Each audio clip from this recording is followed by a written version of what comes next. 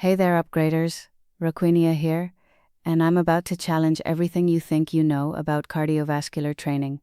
Most people approach cardio with one of two strategies. Either they avoid it entirely because they're afraid of losing muscle, or they grind through endless moderate intensity sessions because someone told them cardio is good for them. Both approaches are leaving massive gains on the table.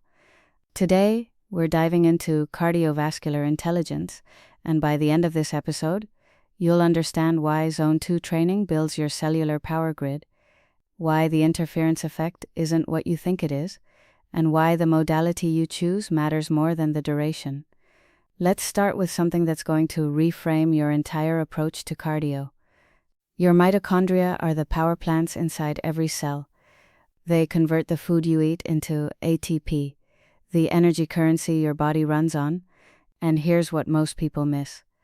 The primary goal of cardiovascular training isn't burning calories, it's building more mitochondria and making the ones you have more efficient.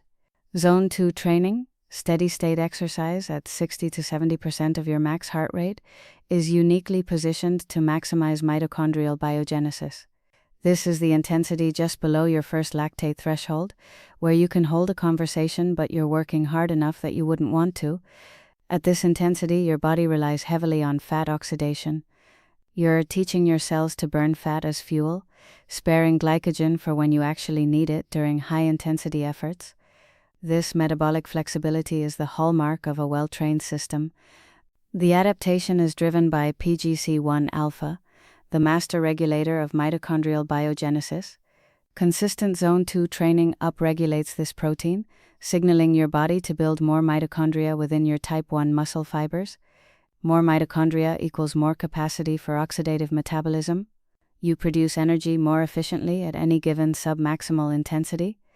But here's where it gets interesting.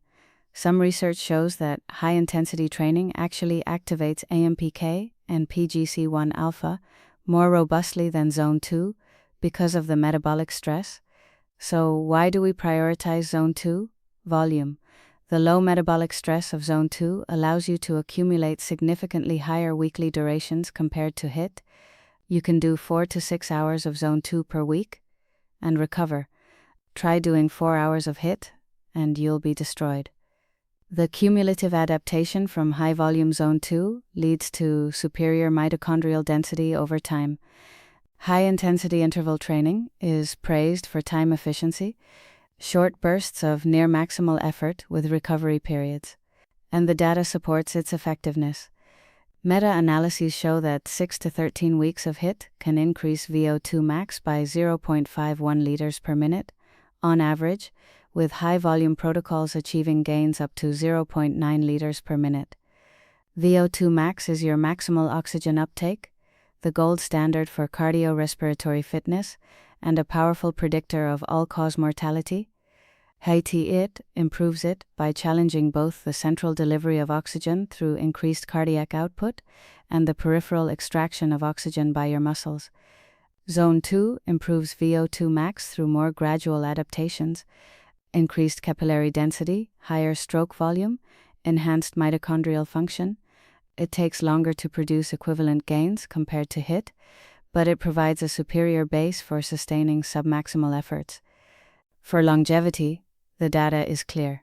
Large-scale epidemiological studies show that 300 to 600 minutes of moderate activity per week, that's Zone 2, provides approximately 26 to 31% reduction in all-cause mortality. High levels of moderate activity appear to maximize mortality reduction even without vigorous activity. However, for those with insufficient moderate activity, adding small bouts of vigorous activity provides a significant survival benefit. This suggests Zone 2 provides the volume-based foundation for health, while HIIT offers a potent boost. The optimal approach? A polarized training model. Spend 80% of your time in Zone 2 and 20% in Zone 5. This maximizes VO2 max while avoiding overtraining and allows for the accumulation of large training volumes without systemic burnout. Now let's talk about what strength athletes fear most. The interference effect.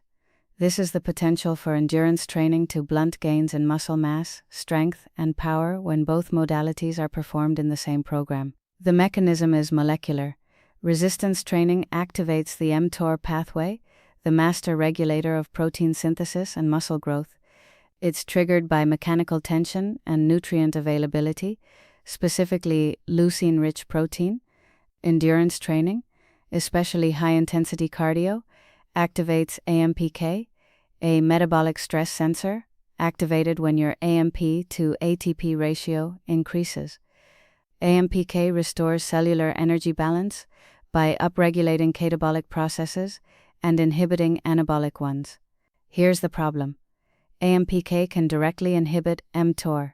It phosphorylates TSC2, an mTOR inhibitor, or directly targets Raptor, another mTOR regulator. This molecular block explains why excessive high-intensity cardio impairs muscle building. But the interference effect is not absolute. Strategic programming significantly reduces the problem. First, session separation. Ideally, resistance and endurance sessions should be separated by 6 to 24 hours. If performed the same day, a minimum 3-hour window is recommended. AMPK activity returns to baseline within 3 hours, while mTOR stays elevated for up to 18 hours. Second, training order. If your primary goal is strength or hypertrophy, lift first while you're fresh. If endurance is the priority, do cardio first. Third, nutritional support. High carbohydrate availability during and between sessions prevents sustained AMPK activation. Leucine-rich protein immediately after resistance training, about 0.25 grams per kilogram of body weight, restarts the protein synthesis cascade. Fourth, modality selection. Cycling and low-impact cardio cause less interference than running. Running involves high eccentric muscle damage to the legs, which directly competes with recovery from leg training. And here's the key insight. Zone 2 training causes minimal interference. The metabolic stress is low, AMPK activation is moderate, and the muscle damage is negligible. If you're a strength athlete who needs cardio for health or body composition, Zone 2 is your best friend. Not all cardio is created equal when it comes to recovery cost. The systemic and local stress varies dramatically by modality. Running is high impact. Every step subjects your joints to forces up to 3 times your body weight. The repetitive impact leads to overuse injuries. The eccentric phase of the running stride causes significant muscle fiber disruption, evidenced by elevated creatine kinase levels, a biomarker of muscle damage. Studies show that moderate to high-intensity running can elevate CK from 300 to 6,000 IU per liter. This muscle damage can impair performance for 48 to 72 hours. Cycling is mostly concentric, allowing for high cardiovascular load with minimal muscle damage. Recovery is 12 to 24 hours even at moderate to high volumes. Swimming provides zero impact. The aquatic environment promotes venous return and serves as ideal active recovery. CK elevation is very low, and recovery is under 12 hours. Rowing engages 85% of the body's musculature and involves high resistance per stroke. While low impact, it's more taxing on the central nervous system than cycling or swimming. Here's the practical application. If you're already doing heavy lower body training twice per week, adding high volume running creates a recovery bottleneck. Your legs never fully recover. But adding cycling or swimming, minimal interference. You get cardiovascular adaptations without compromising your strength work. The question isn't whether to do cardio, it's how much and what kind based on your goals. For general longevity and cardiovascular health, 150 to 300 minutes of Zone 2 per week is the sweet spot. This stabilizes blood sugar, improves metabolic health, and provides the 20 to 27% mortality reduction. Add 1 to 2 HIIT sessions per week for additional VO2 max benefits. For physique athletes focused on muscle growth, keep cardio minimal during the off-season. 1 to 2 Zone 2 sessions of 20 to 30 minutes is sufficient for cardiovascular health without competing for recovery resources. During fat loss phases, increase to 3 to 5 sessions of 30 to 60 minutes, still Zone 2 to minimize muscle loss. For endurance athletes, the high-volume polarized approach, 80% of total training in Zone 1 to 2, often 10 to 15 hours per week, with 20% in Zone 3 to 5. For strength and power specialists, 1 to 2 Zone 2 sessions of 20 to 30 minutes per week, enough to maintain cardiovascular health and aid recovery without interfering with strength adaptations. The progression rule: never increase weekly volume by more than 10 to 20% to avoid overuse injuries.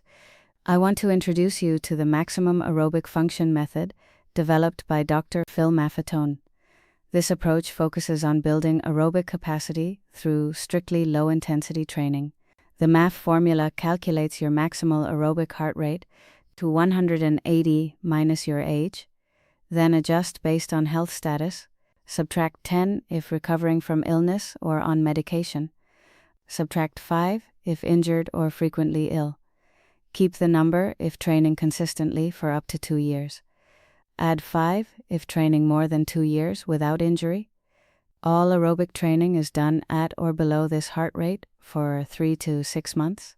The goal: optimize fat burning, reduce inflammation, minimize free radical production from high-intensity work. Progress is monitored through the MAF test. Run a set distance at your exact MAF heart rate and record the pace. As aerobic efficiency improves, you run faster at the same heart rate. If pace slows, it's an early indicator of overtraining or nutritional deficiency. Critics argue MAF ignores high-end power development, but for beginners or athletes recovering from overtraining, it's a valuable tool for building a foundation. Here's your homework.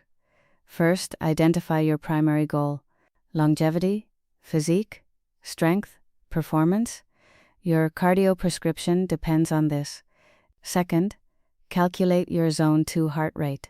A simple method: 180 minus your age, adjusted for health status, or use 60 to 70% of your max heart rate. Third, audit your current training. How much high-intensity work are you doing? If you're doing mostly Zone 3 and 4, the middle zones, you're in no man's land. Not easy enough to accumulate volume, not hard enough to drive VO2 max adaptations. Polarize your training. Fourth, choose your modality based on your other training. If you're doing heavy squats and deadlifts, prioritize cycling or swimming over running. Finally, start with 2 to 3 Zone 2 sessions of 30 minutes per week. Build from there, using the 10 to 20% rule. Remember, cardiovascular training isn't about punishment or calorie burning. It's about building a more efficient cellular power grid, improving your heart's capacity, and extending your health span. Next week, we're diving into injury prevention protocols, movement screening, mobility versus flexibility, and the load management strategies that keep you training for. Until then, this is Roquinia reminding you that your heart is an engine. Train it intelligently. Keep upgrading.